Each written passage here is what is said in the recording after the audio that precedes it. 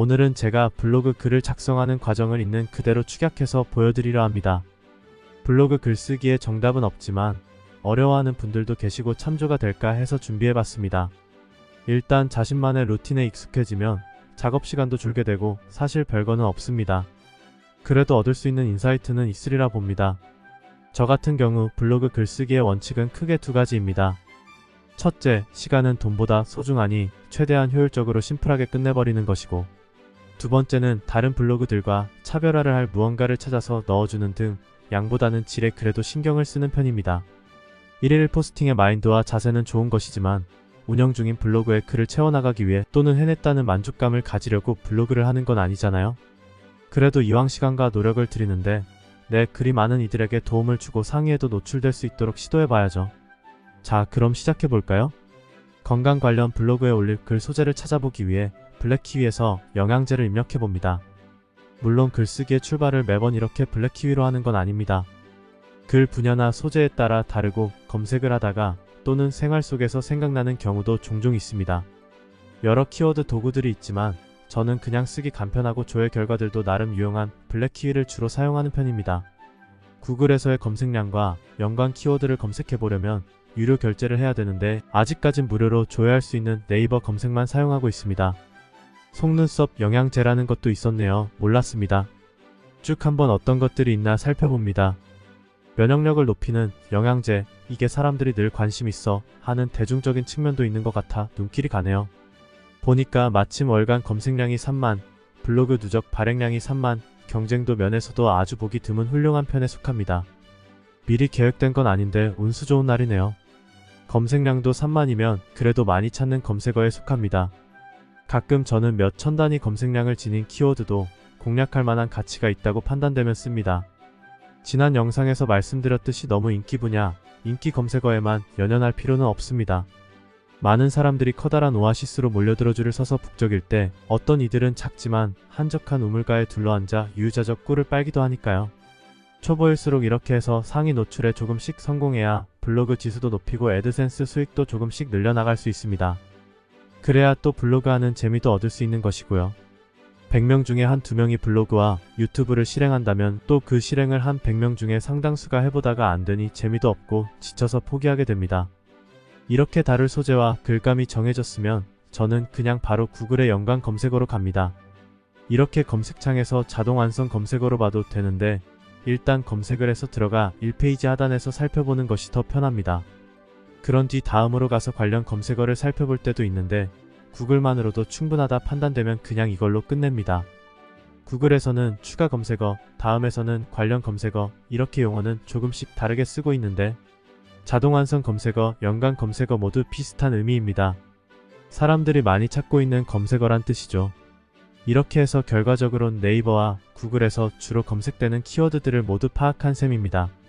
추가 검색어들을 살펴보니 면역력 높이는 영양제를 중심으로 면역력 높이는 음식도 함께 다루면 좋겠네요.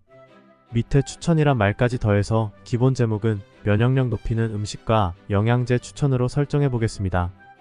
이 밖에도 면역력 떨어지면 생기는 질병, 면역력 높이는 과일, 운동, 이런 것들도 살짝 터치해주는 것도 그물을 넓게 펼치는 방법이 될 수 있는데요. 그렇다고 백화점 시계 글쓰기가 항상 검색에 유리한 것만은 아닙니다. 일장일단이 있는데 저는 이번 글에서는 면역력 높이는 음식과 영양제에만 포커스를 맞춰보겠습니다. 이제 본격적으로 글을 작성해봐야죠. 알려드렸던 해외 사이트들에서 관련 자료들을 검색해볼 수 있겠지만 오늘은 간만에 챗GPT를 이용해볼까 합니다. AI에게는 각각을 물어보는 게 더 낫더라고요.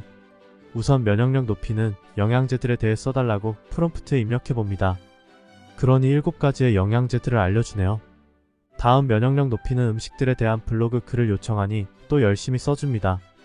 음식은 10가지를 소개해줬네요. 제목에 10가지, 7가지 이렇게 숫자를 넣어주는 게 더 끌림을 줄 수 있으니 최종적으로 제목은 면역력 높이는 10가지 음식과 7가지 영양제 추천 이렇게 가도록 하겠습니다. 그럼 기본적으로 면역력 높이는 음식, 면역력 높이는 영양제, 면역력 높이는 음식 추천, 면역력 높이는 영양제 추천 이렇게 여러 검색들에 걸릴 수가 있겠죠. 서로는 3줄 정도가 적당합니다. 너무 길지는 않게 최대 5줄 이내로 해주는 것이 좋습니다. 그리고 제목이 제목일에 해당되므로 저는 서론을 본문일로 합니다. 방문자에 따라 서론을 읽지 않고 건너뛰는 경우도 있겠지만 그와는 별개로 서론에서 제목을 한 번 더 언급해줍니다. 이후 본문 중에도 키워드와 제목 문구가 지나치지 않을 정도의 선에서 반복이 돼야 좋습니다. 그 선의 기준은 가독성을 해치지 않는 범위라고 보시면 됩니다. 지나치지만 않다면 서론과 본론의 키워드의 반복 효과는 구글 측에서도 인정했던 것으로 기억합니다. 소제목은 음식, 영양제, 그리고 요약 정리 이렇게 해서 3개가 되겠네요. 목차를 간단히 넣어주고 소제목은 제목이로 바꿔줍니다. 그 밑에 항목들은 제목 3으로 해줘도 되는데 그럼 거기에 딸린 텍스트도 본문 3으로 바꿔줘야 돼서 글자가 너무 작아집니다. 그래서 저는 이럴 경우 그냥 제목 3에 해당하는 텍스트를 볼드로 처리합니다. 대신 일종의 맺은말 부분인 요약 정리 부분만 제목 3과 본문 3으로 처리해줍니다. 소제목도 대제목과 더불어 일종의 키워드 역할을 하는 것이라 중요한데 네이버 상위에 노출된 제 글을 보니 네이버에서는 요즘 아예 이렇게 소제목을 볼 수 있게 노출을 시키더라고요. 그만큼 더 소제목에도 신경을 써야 할 것 같습니다. 이렇게 해서 텍스트 작업은 마치면 되는데 이쯤에서 혹시 뭔가 덧 붙여줘서 차별화를 할 거리가 없나 궁리를 하게 됩니다. 면역력 측정에 관해 무언가 있지 않을까 했는데 역시나 면역력 무료 측정 서비스라는 것이 있었네요. 속으로 쾌재를 불렀는데 검색해보니 웹상에서 할 수 있는 건 아니었습니다. 네이버에 있는 비만도 측정처럼 수치를 입력하면 결과를 바로 알 수 있는 게 있으면 더없이 좋은데 찾아보니 그런 건 없어서 그냥 관련 기사로 외부 링크만 걸어주겠습니다. 이렇게 글 작성은 마쳤고 이제 대표 이미지 하나는 넣어줘야죠. 많은 분들이 알고 계시는 미리캠퍼스로 갑니다. 솔직히 평소에는 이마저 귀찮을 경우 그냥 PPT에서 간단히 만들어버리는데 오늘은 여러분이 보고 계시니 정식으로 한번 만들어 보겠습니다. 미리캠퍼스로 만드는 것도 복잡하거나 힘들진 않습니다. 건강으로 검색해서 적당한 템플릿을 찾아볼까요? 마침 정사각형 모양의 적당한 것이 보이네요. 이것을 사용해 대표 이미지를 만들어 보겠습니다. 이렇게 텍스트를 바꿔줘서 완성했다면 JPG로 다운로드를 해서 타이니 PNG에서 압축을 한 뒤 넣어줍니다. 중간에 이미지를 하나 더 넣어줄 경우는 픽셀스로 가서 검색을 해봅니다. 픽사베이도 가끔 쓰는데 픽셀스는 로그인을 안 해도 검색과 다운로드를 할 수 있어서 더 자주 쓰는 편입니다. 본문 내용 중에 면역력에 좋은 과일로 오렌지, 파파야라는 내용이 있었으니 검색을 해보겠습니다. 이렇게 오렌지와 파파야가 함께 있는 무료 이미지가 있네요. 다운로드를 받아서 넣어주면 되겠습니다. 이미지를 넣을 때 Alt 태그인 대체 텍스트 넣어주는 것 잊지 마시고요. 대체 텍스트는 이미지를 누르면 위에 뜨는 메뉴맨 오른쪽 바퀴 모양을 누르면 나옵니다. 시각장애인들의 경우 웹 내용을 소리를 통해 파악하는데 대체 텍스트가 어떤 내용의 이미지인지 알려줍니다. 구글에서는 이를 중시하고 있고 검색 로봇 또한 이미지 파일을 파악하는데 용이하므로 검색 엔진 최적화에도 도움이 되니 잊지 말고 꼭 넣어주세요. 마지막으로 해시태그를 넣어주겠습니다.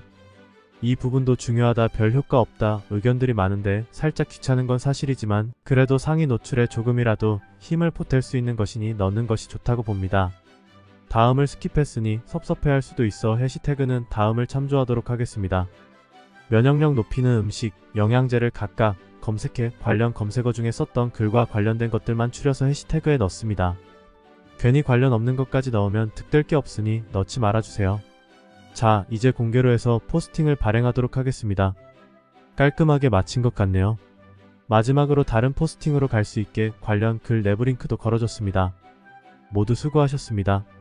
저 같은 게으른 블로거도 이런 식으로 글쓰기 작업을 해서 구글, 네이버, 다음에 그래도 꽤 1페이지 상위 노출을 했으니 여러분도 충분히 하실 수 있으리라 봅니다. 영상에서 언급됐던 사이트들은 아래 더보기란에 남겨놓을 테니 참고하시기 바랍니다. 구독과 좋아요 잊지 말아주시고 그럼 또 다음에 뵐게요. 고맙습니다.